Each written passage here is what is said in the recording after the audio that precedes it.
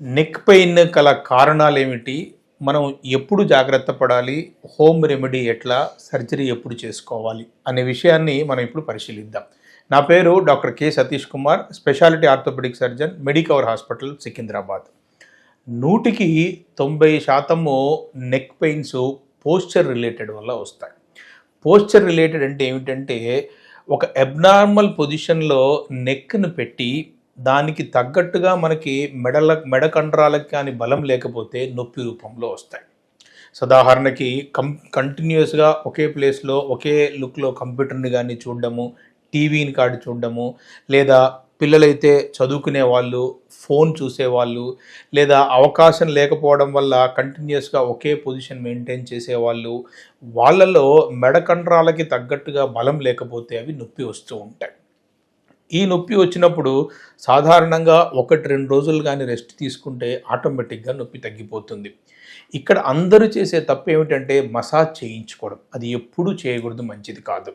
Caller పెట్టుకోవడం, ఇటువంటి pain ఉన్నప్పుడు కాలర్ పెట్టుకోవాల్సిన అవసరం లేదు.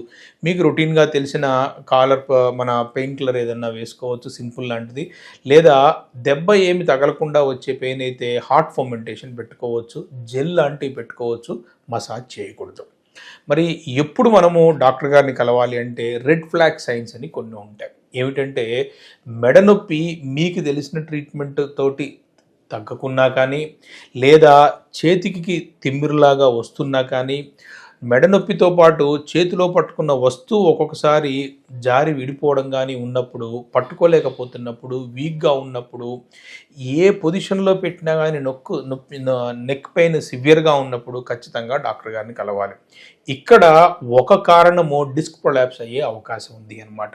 అబ్నార్మల్ పొజిషన్లో నెక్ని పెట్టినప్పుడు కానీ, అబ్నార్మల్గా బరువు నెత్తిన పెట్టుకున్నా కానీ, కుదుపుల్లో ప్రయాణం చేసినా కానీ ఇది వచ్చే అవకాశం ఉంది. ఇక్కడ నెక్కి సంబంధించిన కాలర్ పెట్టుకోవడము చాలా ఉపయోగం.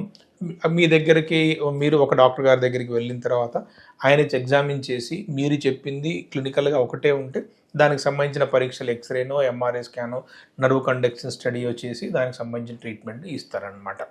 ఇంకా తర్వాత రాకుండా ఉండాలంటే ఏం చేయాలి?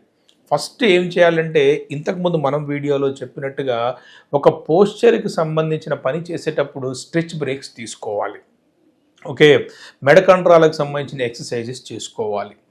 అవసరం ఉన్నప్పుడు ఒక మంచి ఫిజియోథెరపీ డాక్టర్ గారి దగ్గరికి వెళ్ళి దానికి సంబంధించిన ట్రీట్మెంట్ తీసుకోవాలి. ఇప్పుడు లేటెస్ట్ ట్రీట్మెంట్స్ ప్రకారము ట్రాక్షన్ ట్రీట్మెంట్ అనేది మంచిది కాదని చాలామంది చెప్తున్నారు. కైరోప్రాక్టిక్ ట్రీట్మెంట్ కూడా సాధ్యమైనంత ఎక్కువ మందికి ఫలితాలను ఇవ్వట్లేదు.